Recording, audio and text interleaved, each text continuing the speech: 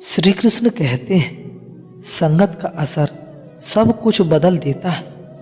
संगत के कारण चाल ढाल, पहनावा, खान पीन, बात करने का तरीका, चरित्र आदि में बदलाव आ जाता है। हमारी संगति का जीवन में गहरा असर पड़ता है। इसलिए संगत अच्छे लोगों का करना चाहिए, जिससे उनकी अच्छाई को हम ग्रहण कर सकें। कहते हैं, खरबूजा खरबूजे को देखकर रंग बदलता है। इस कहावत का अर्थ है कि संगत का असर हर किसी पर काम करता है। संगति में मनुष्य जहाँ महान बनता है, यह बुरी संगति उसका पतन भी करती है। अच्छी संगति पारस के समान है। जिस प्रकार पारस के छूने से लोहा भी सोना बन जाता है, उसी प्रकार संगति के प्रभाव से दुष्ट भी देवता समान बन जाता है। लेकिन यदि व्यक्ति को बुरी संगत मिलती है तो इसका जीवन नरक हो जाता है। दोस्तों, मैं आपको एक कहानी के माध्यम से समझाता हूँ। एक गुरु अपने शिष्य के साथ एक बगीचे में घूम रहे थे। रास्ते में वह अपने शिष्य को अच्छी संगत में रहने के विषय में बता रहे थे, लेकिन शिष्य उस बात को समझ नहीं पा रहा था। तभी गुरुजी ने पूरे बगीचे में नज़र घुमाई और उन्होंने फूलों से भरा एक गुलाब का पौधा देखा। उन्होंने पास खड़े शिष्य में से एक शिष्य से उस गुलाब के पौधे के नीचे से थोड़ी सी मिट्टी लाने को कहा। शिष्य उसकी मिट्टी ले आया और जैसे युवक मिट्टी गुरुजी के हाथों में थमाने को आगे बढ़ा, गुरुजी बोले, शिष्य, ये मिट्टी मैंने अपने लिए नहीं मंगवाई। सभी शिष्य उस गुरु की तरफ देखने लगे। तभी गुरुजी ने फिर से बोलना शुरू किया, इस मिट्टी को सूंघ कर देखो। गुरु का आदेश मानते हुए शिष्य ने अपने अपने नाक से लगाया और बोला, गुरुजी, इसमें से तो गुलाब की बहुत अच्छी खुशबू आ रही है। तब संत जी बोले, बच्चा, जानते हो इस मिट्टी में से इतना सुंदर खुशबू क्यों आ रही है?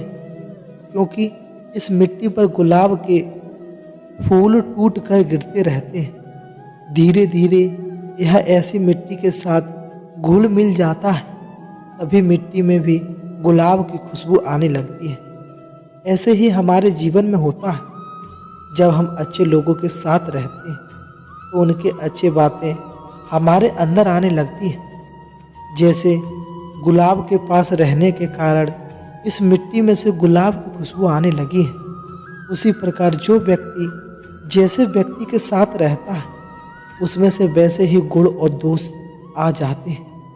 दोस्तों, हमें हमेशा अपनी संगत अच्छे लोगों के साथ रखनी चाहिए, जिससे हम भी एक अच्छा इंसान बन सकते हैं। श्री कृष्ण कहते हैं कि अगर हम जिंदगी में सफल होना चाहते हैं तो हमें ऐसे दोस्तों की ज़रूरत होती है जो हमें आगे बढ़ाने की प्रेरणा दे। लेकिन हम बहुत ज़्यादा सफल होना चाहते हैं तो हमें दुश्मनों की ज़रूरत होती है। इससे ऐसे समझ सकते हैं, जब कोई आपका बुरा करने का प्रयास करे या आपको नीचा दिखाए तो आप अपनी प्रतिभा और खुद को सही साबित करने के लिए ज़्यादा मेहनत करते हैं। जब तक आप अपने दुश्मन की कमजोरी नहीं जान जाते, जब तक उससे दोस्ती रखने में ही भलाई है। इस दौरान आपको उसकी कमियां पता चल जाएगी। ऐसे में जब वह आप पर अपना कोई नुस्खा अपनाएगा तो आपके पास पहले से ही उसका तोड़ मौजूद रहेगा। श्री कृष्ण कहते हैं, जिन लोगों का चरित्र बड़ा नज़र अच्छी नहीं हो और जो लोग बुरे लोगों की संगत में रहते हैं, उन्हें गलती से भी दोस्त नहीं बनाना चाहिए। दोस्तों, दोस्त और दुश्मन की पहचान को लेकर एक बात कही गई है कि जिस प्रकार चंदन का पेड़ अपनी मादक सुगंध और शीतल प्रकृति के लिए विख्यात है, लेकिन इस गुण की वजह से ही उस पर दुनिया के सबसे ज़्यादा विषैले सांप लिपटे रहते हैं। इसी प्रकार यह जरूरी नहीं कि जो व्यक्ति आपके सामने अच्छा व्यवहार कर रहा है वह वास्तव में आपका दोस्त या हितैषी हो। इस बात की भी संभावना है कि वह आपके प्रति को विचार और स्वतंत्रता का भाव रखना। श्री कृष्ण कहते हैं कि जो व्यक्ति सामने में प्रशंसा और आपके पीछे बुराई करने वाले मित्र का भूल कर भी साथ नहीं देना चाहिए। ऐसे मित्र सामने से मधुर व्यवहार करते हैं और आपको खुश करने की कोशिश करते हैं, लेकिन जैसे उन्हें मौका मिलता है ऐसे मित्रों को तो आपका नुकसान पहुंचाते हैं। ऐसे मित्र दुश्मन से भी ज़्यादा खतरनाक होते हैं। एक बार की कहानी है। एक दिन दो दोस्त सोनू और रवि बातें करते हुए जा रहे थे।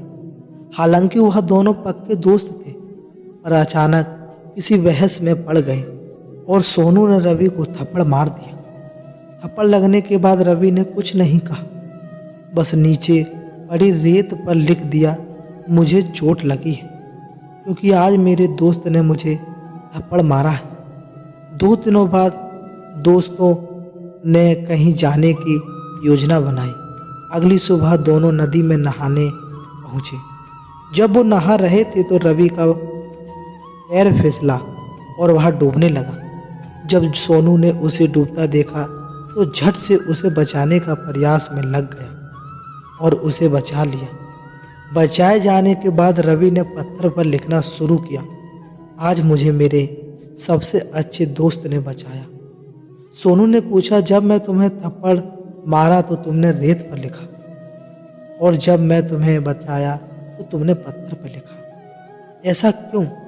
इस पर रवि ने जवाब दिया, जब लगे कि दोस्त से कोई गलती हुई है तो उसमें से कोई चोट पहुंचाई है या हमें किसी बात का बुरा लगे तो अच्छा होगा कि हम रेत पर लिखने की कोशिश करें, क्योंकि यह हवा के साथ मिट जाएगा।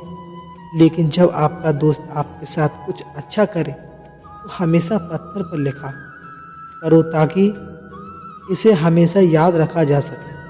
दोस्तों, जहाँ दोस्ती होती है, प्यार होता है, वह थोड़ी बहुत बहस लड़ाई भी होती है। यदि उस बात को हम अपने दिल पर लगा लें तो फिर दोस्ती या कोई भी रिश्ता कैसे चल पाएगा। एक दोस्त आपसे लड़ भी सकता है, आपके लिए लड़ भी सकता है। एक तरह आप उसकी गलती को नज़रअंदाज करें और दूसरी तरफ उसकी अच्छाई को हमेशा याद भी रखें। हमेशा हमें अपने धर्म के अनुसार काम करना चाहिए। यदि कोई बच्चा विद्यार्थी है तो उसे पढ़ने में ही ध्यान लगाना चाहिए।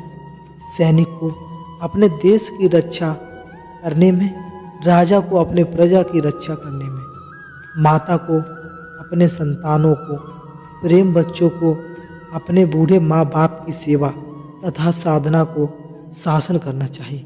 दोस्तों, मैं तो यह कहना चाहता हूँ कि हर व्यक्ति अपने कर्म यानी अपनी ड्यूटी को सही रूप से करे तो समाज में हमेशा संतुलन बना रहेगा। फिर कभी भी किसी को किसी से परेशानी नहीं होगी। श्री कृष्ण कहते हैं, इस दुनिया में ज़्यादातर लोग अपने अहंकार के कारण ही बर्बाद हो जाते हैं। वह विश्वास या भरोसे से ज़्यादा अपने अहंकार को महत्व देते हैं। आदमी का हम और वह दोनों से सफलता की सीढ़ी चढ़ने नहीं देते, क्योंकि यह अहंकारी आदमी की दुनिया उसे शुरू होती है और अंत भी इस पर होती है। अक्सर मेरी माँ मुझे कहा करती है, जिंदगी में कितने भी बड़े मुकाम पर पहुँच जाओ, कितने भी बड़े आदमी बनो, लेकिन मेरी एक बात हमेशा याद रखना, बड़ी सफलताओं को अपने दिमाग से और दिल में से कभी घमंड मत करना, क्योंकि घमंड का घर हमेशा खाली रहता है। घमंडी इंसान के पास कोई भी व्यक्ति रहना पसंद नहीं करता, क्योंकि एक अहंकारी व्यक्ति दूसरों को हमेशा दिखाने की कोशिश करता है। व्यक्ति को आम के फलों से लदे पेड़ की तरह होना चाहिए, जिसकी टहनी फलों से लटकी और झुकी रहती है। जितने फल लगते जाते हैं वह उतनी ही झुकता जाता है। बड़ी बड़ी सफलता मिलने का वास्तविक अर्थ वैसे ही है। हमें लगे हुए फलों की टहनियों की तरह विनम्रता से झुकना होगा। हम खुद पर गर्व कर सकते हैं, लेकिन घमंड नहीं। आप कड़ी मेहनत करते हैं, जब आप सफल होते हैं तब आपके अंदर एक विनम्र संतुष्टि की भावना पैदा होती है। इसे ही गर्व कहा जाता है। लेकिन जब आपकी सफलता आपके दिमाग पर चढ़ जाती है, तब यह अहंकार का रूप ले लेती है। हम में से ज़्यादातर लोगों को लगता है कि हम सब कुछ जानते हैं, हमें किसी से सीखने की ज़रूरत नहीं। हाँ, यह हो सकता है कि आप बहुत कुछ जानते हो, लेकिन जिस दिन आप कहते हैं कि आप सब कुछ जानते हैं, उस दिन आप खुद को एक अहंकारी व्यक्ति कह सकते हैं। दोस्तों, आज बस इतना ही। मिलते हैं अगली वीडियो में। जय श्री कृष्णा।